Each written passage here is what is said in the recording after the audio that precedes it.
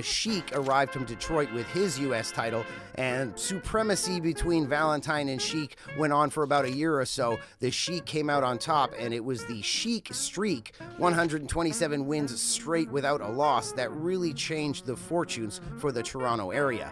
In Detroit, the Sheik had a version of his U.S. title, but in Toronto, the Sheik had a completely different U.S. title lineage, and he never lost here. He would face Sammartino, Bockwinkel, Vern Gagne, Bob Backlund. He would beat them all. And in fact, these were short matches. He would whip his opponents into a frenzy, and they would often get disqualified or counted out trying to get their hands around the neck of the Sheik, and the fans felt the same way. The attendance at these events started to go down, and by the summer of 1977, it was the lowest attendance that Tony had seen since the early 60s, and it was time to part ways with the Sheik.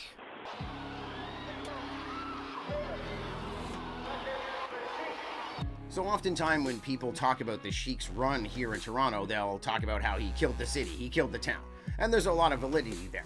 But it's not like it wasn't popular at first. It was a very successful run. I mean, Tony was packing them into the gardens for the first part of the Sheik's run. He basically turned Johnny Valentine permanently face for the rest of his career, but anybody who came into town, he'd beat all the baby faces, but the heels, I mean, Tiger Jeet Singh could come back from Japan, he'd get cheered, let's beat the Sheik. Angelo Mosca, the monstrous and vicious heel Mosca, he would get cheered. Like Gene Kaninsky, Jack Briscoe, all of them get cheered, because everybody wanted to see the Sheik get his comeuppance, and that's the problem, he never did.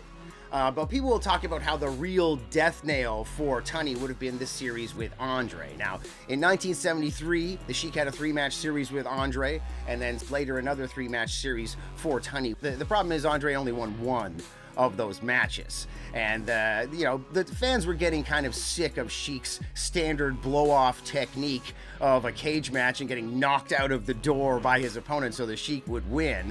And just in general, that and the fact that they were touring with other companies was part of the death nail here for Tony.